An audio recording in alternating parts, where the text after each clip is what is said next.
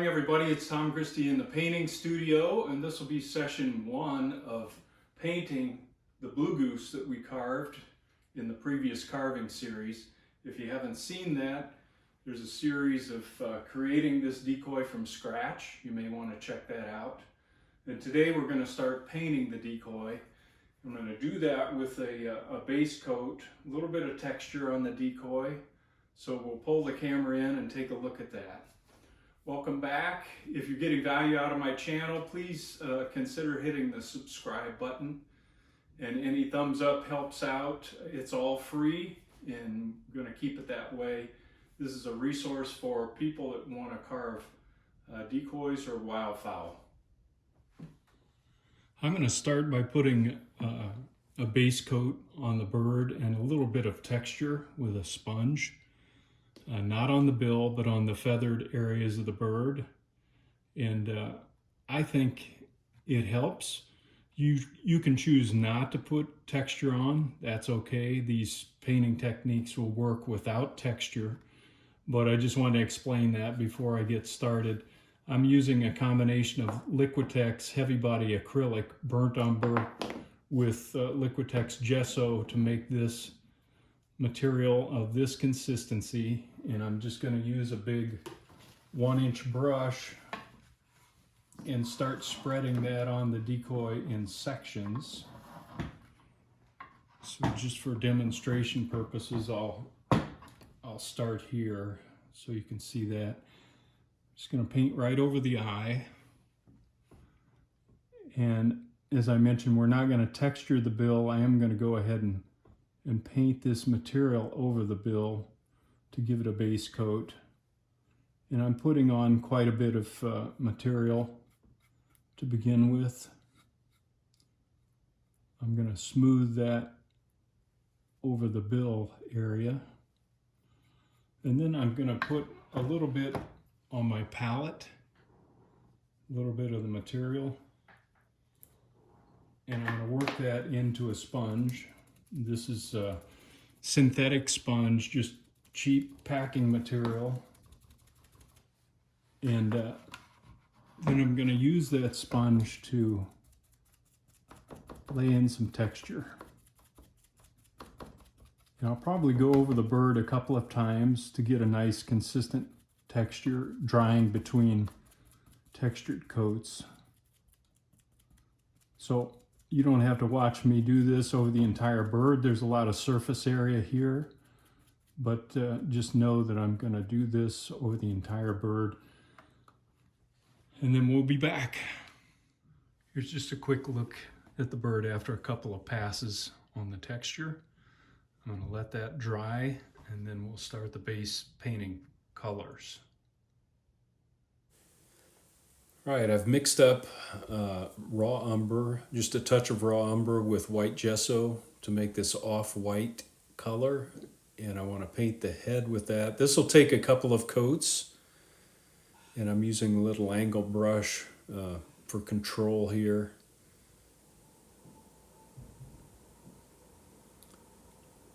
This brush allows me to paint easily over this texture as well, so it kind of drives it into the texture.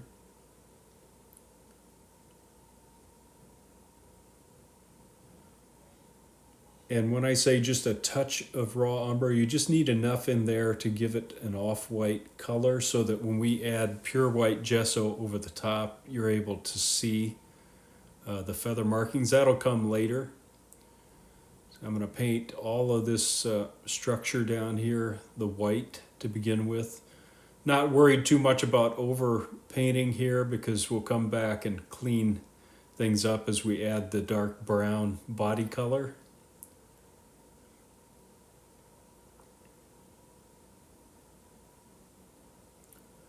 So I'll give this a couple of liberal coats, dry in between coats. It takes 2 coats to cover the gray undercoating material, and then come back. Now I'm painting the underside of the tail. Not the tail feathers themselves, but the rump under here is the off-white color. This area again will take a couple of coats for complete coverage, and I'm going right up to the back of the side pocket here. And then there's going to be a little transitional area here, so I'm going to keep the paint very light, and we don't want a hard line of paint in that area, just a little bit of a blend, a rough blend right now, because I'm going to go with a little grayer value up there.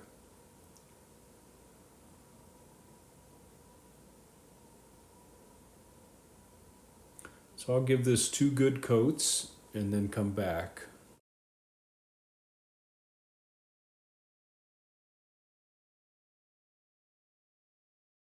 For the top side of the tail, I've got burnt umber with just a touch of carbon black and then a little bit of the off-white in there to drive this a little lighter. And this is just kind of a dark brownish gray. I'm going to paint the side of the tail the off-white, so I won't paint over it with this dark color at this time. This will take a couple of coats for good coverage, and I'm keeping it nice and light where we meet the tail coverts there. Again, so there's not a hard line of paint that we have to fight with later.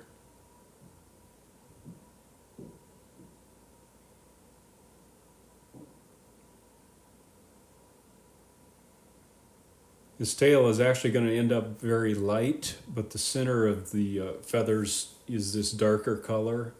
So we'll come back and add some light feather edges later. Now I'm going to use straight Nimbus Gray. These are Josania colors, unless I mention otherwise, to paint the underside of the tail. And since this is a gunning decoy, I'm not going to put any detail down here. I just want a nice light gray coating on the underside of the tail. Take a couple of coats to cover again.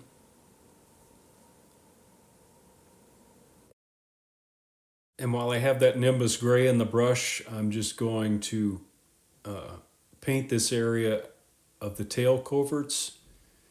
In the reference I'm looking at, it just looked like there was a shade darker up here than the rump underneath. And these coverts are going to be edged in the off-white later. So I'm doing a little bit of a blend there as I work into the dark brown tail color, just so that it's pretty soft there. And we don't have to go too far back with this color because the tertials are going to overlap, the primaries are going to be in this area, so I'm taking this back maybe an inch, inch and a quarter for this color in particular. And then I'm going to work on a little bit of a blend between the Nimbus Gray on top and that off-white on the side, because we want to end up with a nice blend here between the two colors. And this will take a little work to get a nice soft blend between the two. That the side of the tail I want to paint the off-white, and the reason I do that is from a distance that kind of makes this thick tail disappear because that white edge blends in with the rump underneath, and the only thing you're going to see is the dark feathers on top. I'm going to use my chalk pencil and pencil in these tail feathers, and this center feather is really wide. And I'm not going to try to put all the tail feathers in here. I just want to, this is a gunning decoy, so I'm going to put an indication of feathers and a representation, but not worry too much about getting every tail feather identified.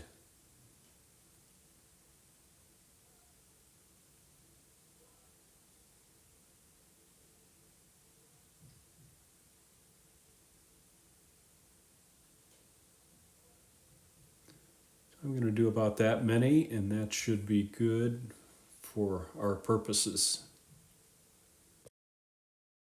Now I've got a little angle brush and the off-white color And I'm just going to go along the edge of each one of these with a relatively thick line, and that's why I'm using an angle brush. I can get a nice wide line with it. I've got quite a bit of paint in the brush, so we can do a single stroke and just outline these tail feathers. Because what you see is primarily white, and those center portion of the feathers you can just barely see. So the overall impression of the tail is it's very light on the edges and dark in that central feather. But even the central feather is outlined with a lot of this light color. So I'll go ahead and do that across the entire tail. Now I've laid in the tail coverts with my chalk pencil, and I'm using a fairly wide detail brush to do a single stroke on each of these feathers as much as possible to get a light feather edge. This is with the off-white again. I'm going to wrap that underneath.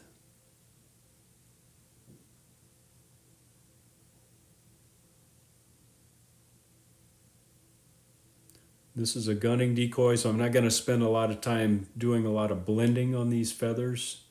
A lot of this decoy is just going to be single stroke outlining like this.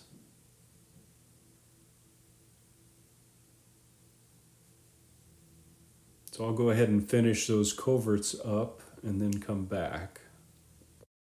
For the body base color, I want a nice dark kind of gray brown. So I'm going to primarily use burnt umber. I'm adding Nimbus gray and a touch of carbon black, and I've pre-mixed a whole canister of that material so that I can use it to paint the entire decoy. I'm going to start up here at the head and do this detail work where these white feathers overlay the dark back of the neck.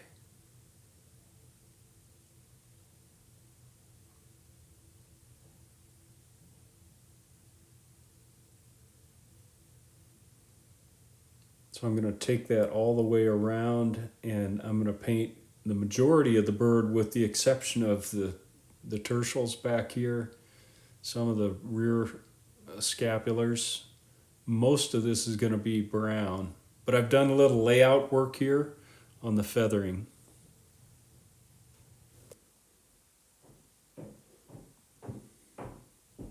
You can see I'm using quite a bit of paint here, and that's why I mixed up a canister in advance, so I had enough paint to coat the entire decoy a couple of times.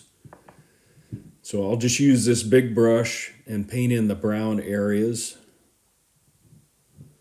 And I'm just driving that down into the texture on the bird.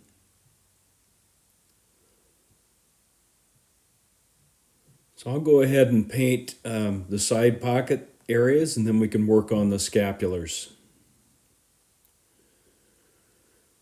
Okay, in this area, I've kind of used the chalk pencil to pencil in the scapulars, and I want to show a little bit of the the nice kind of blue-gray wing feather color. So I've raised these scapulars a little bit, and I saw a lot of reference pictures in that regard. And then these brown feathers come and overlap back here, but I'm going to stop them and then transition to carbon black in the back. So for the tertials, I'm just using this angle brush, and I'm just going to start by blocking in the carbon black. This is straight Josania carbon black. And as I'm blocking them in, I'm going to leave my chalk lines so that I don't lose the work I put into laying out the feathers and getting the kind of the overlapping look. So I'm going to leave that chalk line there because we're going to come back and outline these black feathers later.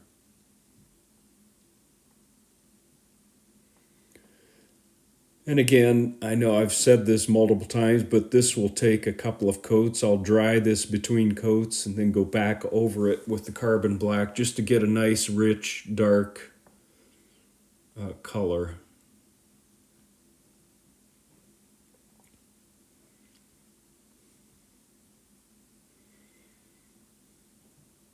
Now I'm going to start on these feathers, and I'll kind of show you a piece of this just so you can see enough to know what I'm doing. And then I try to minimize the repetition. I don't want to put people to sleep, but I do want to show enough of the process that then you can use that on the rest of the decoy. So I'm taking that right up to my brown scapular feathers.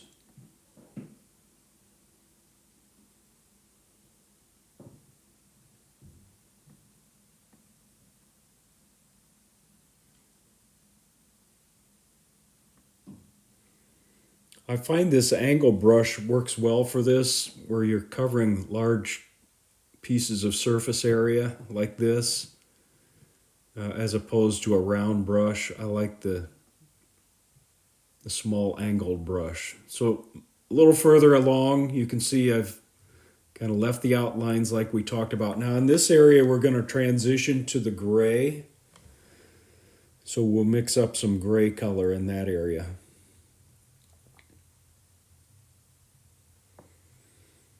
Now I want to put my primaries in place here, and I'm going to have crossed primary groups here.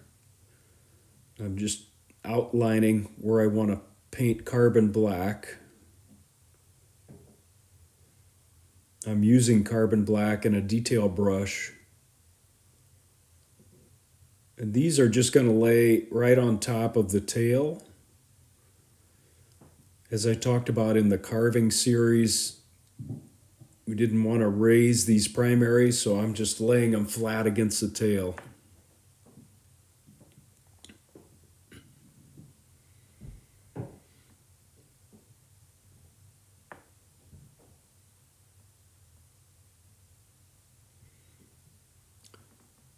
Now I'm going to switch to my angle brush again and use that to just paint in the primaries with carbon black.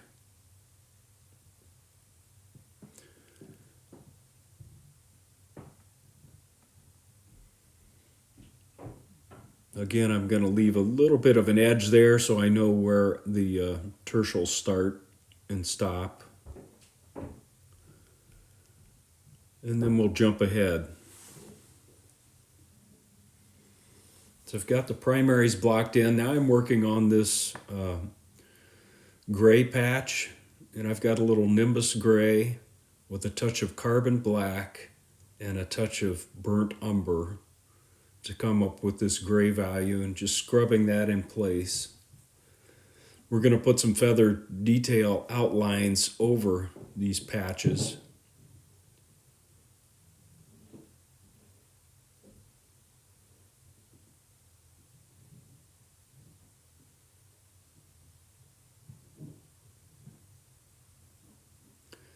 And I'm going to do some work to soften that line between the dark and the light. And you'll see that later.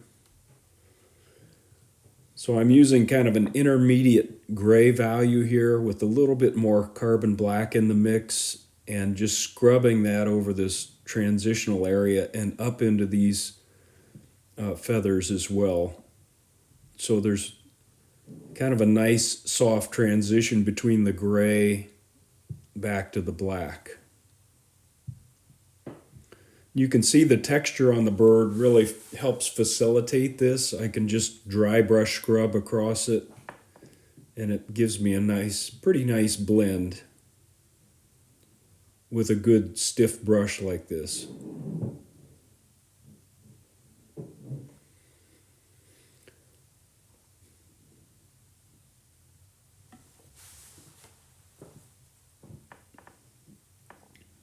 I like that softer transition look.